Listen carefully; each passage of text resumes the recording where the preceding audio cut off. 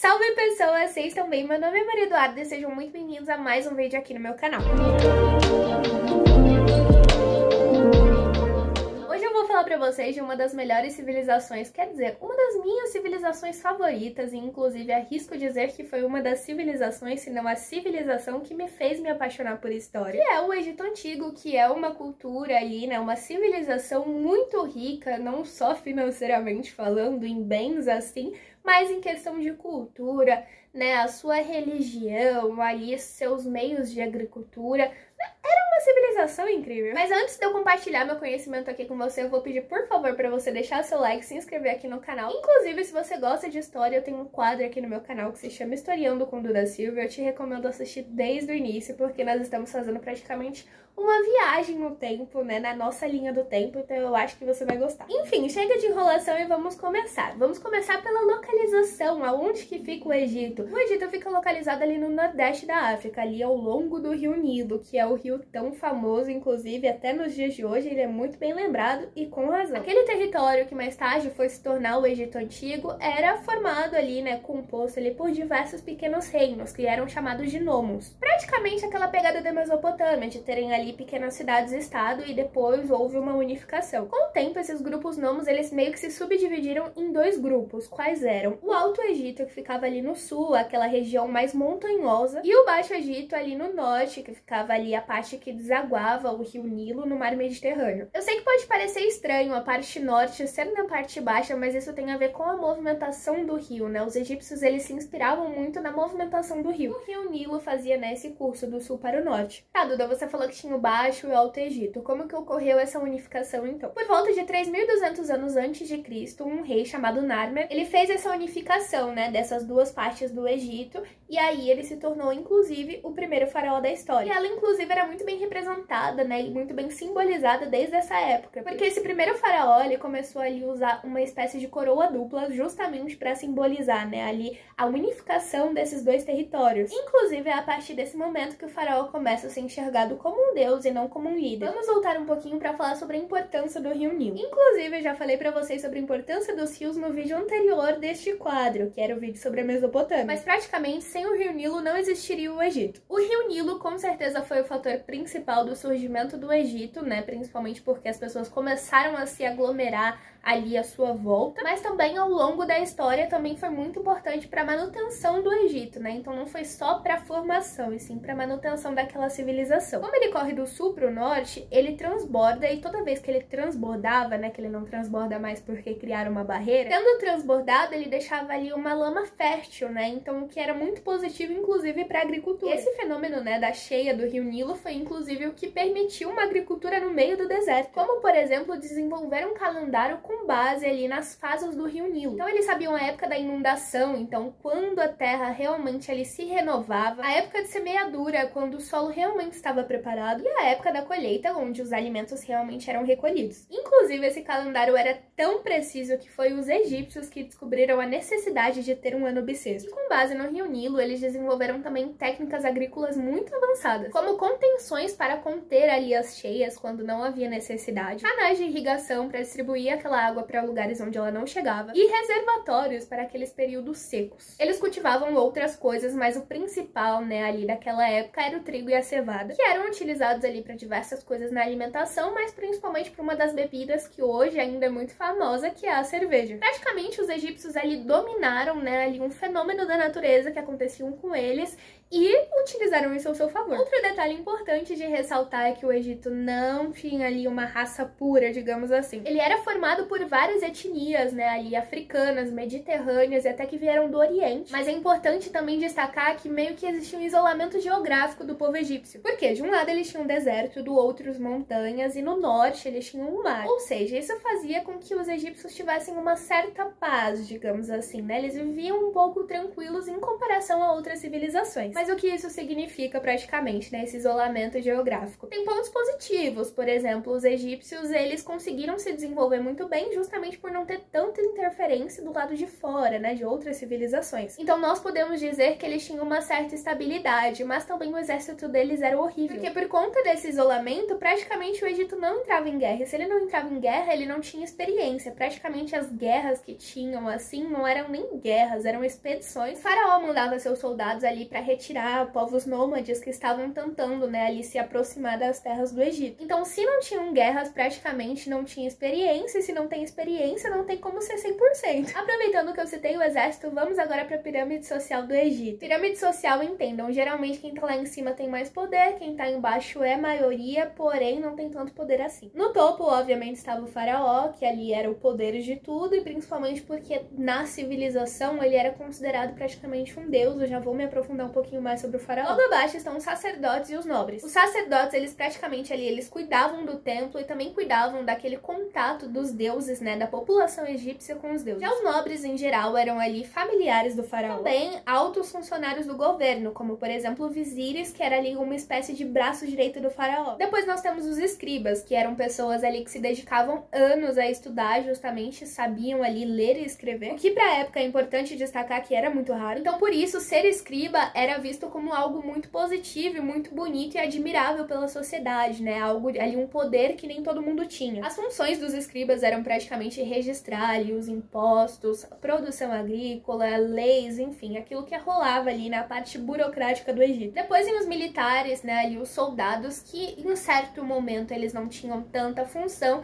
então eles também ajudavam ali no tempo de paz, né, eles ajudavam ali, por exemplo, em obras públicas, né, naqueles serviços de administração. Mas ali no Novo Império, né, quando já tem um pouquinho mais de guerra, depois já vem ali aquele conflito com os hebreus, aí realmente alguns nobres chegam até a ganhar um destaque, assim, uma certa importância e viram inclusive nobres. Mas também vou destacar que essa mobilidade aí era muito difícil de acontecer, tá? No Egito, assim, você nasceu, por exemplo, camponês, você vai morrer camponês, é praticamente isso. Depois nós temos ali a classe trabalhadora, né, que seriam ali os artesãos e os comerciantes. Os artesãos, eles eram ali responsáveis por aquele trabalho mais manual, né, então ali com joias, móveis, né, então tudo que precisava ali mais de uma mão de obra eram os artesãos. Os comerciantes, por mais que o nome diga, né, e ali seja mais uma parte de cuidar de objetos de valor, nessa civilização eles ainda estão ali, digamos que numa posição meio intermediária, né, porque a base ali, né, da economia egípcia era realmente a agricultura, né? Então eles estavam muito mais para essa parte do que para a parte comercial. Agora nós temos os camponeses, né? Que ali seria praticamente a base da sociedade. Eles plantavam, eles colhiam, eles entregavam ali seus impostos em formato de alimento. E eram eles que trabalhavam ali em obras públicas. Pois é, vou chegar nessa parte. Agora que chegamos bem ali no finalzinho da nossa pirâmide social, estão os escravos, né? Que sempre estão ali por baixo. Duda, como assim, né? Os camponeses eram quem faziam ali as obras públicas, sendo que nos filmes eram os escravos ali sendo chicoteados, enfim.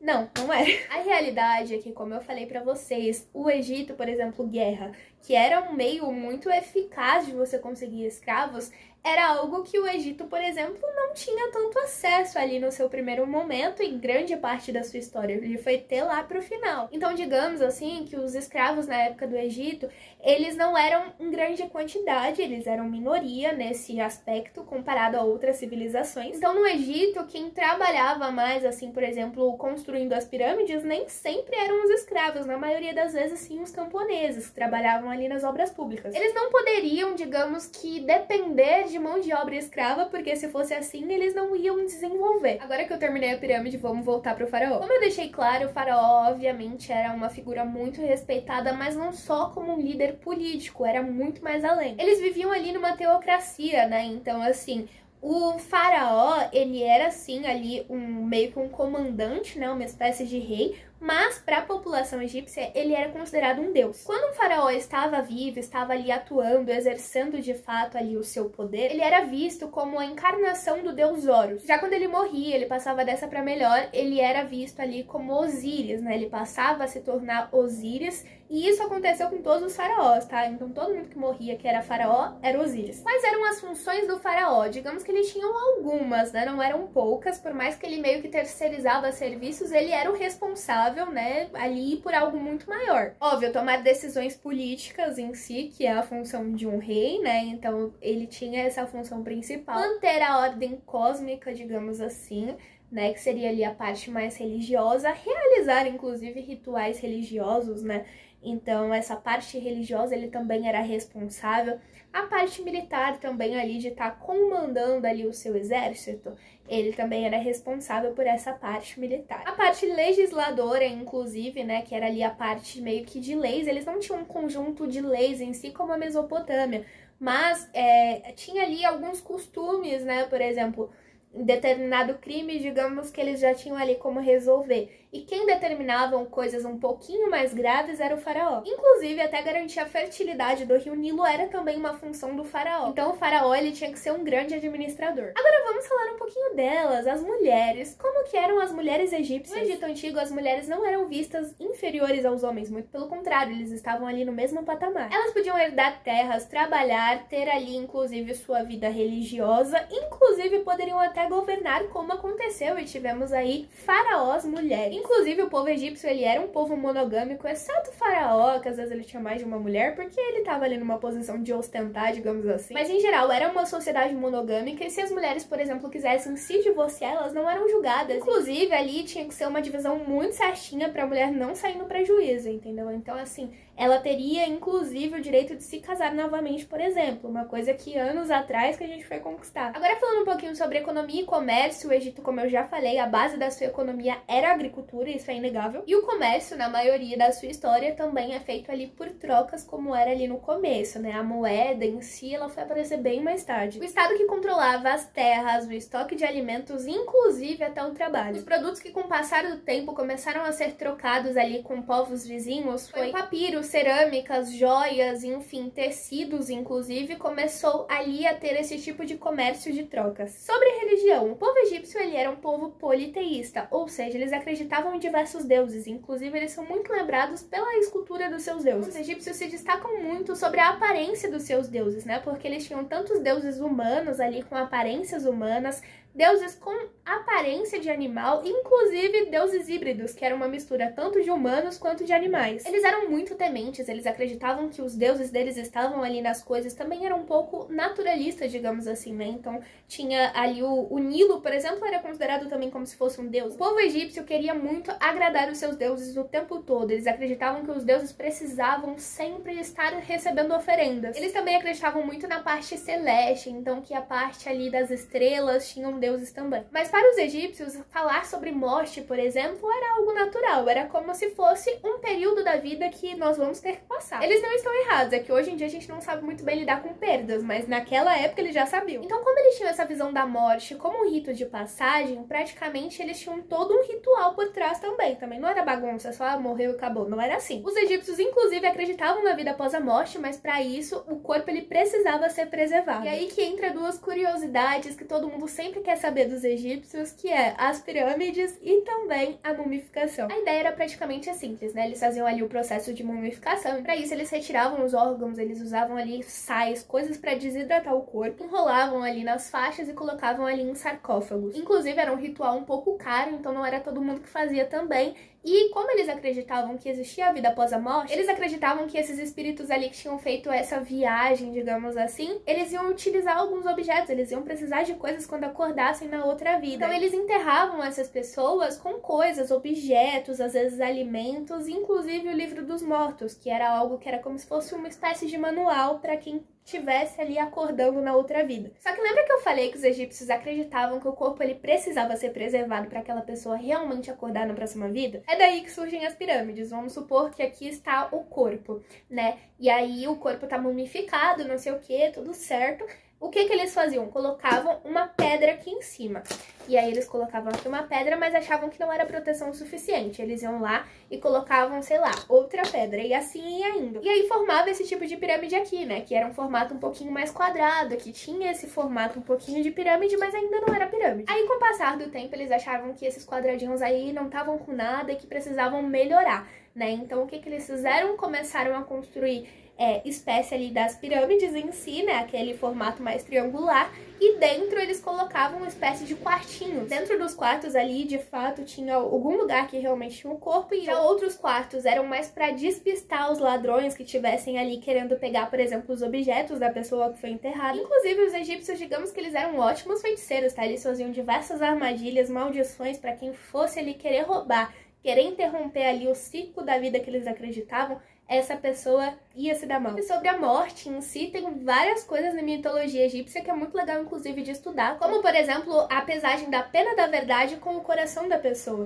Mas eu acho que eu já falei demais sobre essa civilização, como eu já disse, é uma das minhas favoritas, mas espero muito que vocês tenham gostado e aprendido algo comigo. Então, se você gostou, deixe seu like, se inscreve aqui no canal, ativa o sininho das notificações para não perder nenhum vídeo que eu postar, me sigam nas redes sociais, @dudasilva, e foi isso, um grande beijo e até o próximo vídeo. Tchau!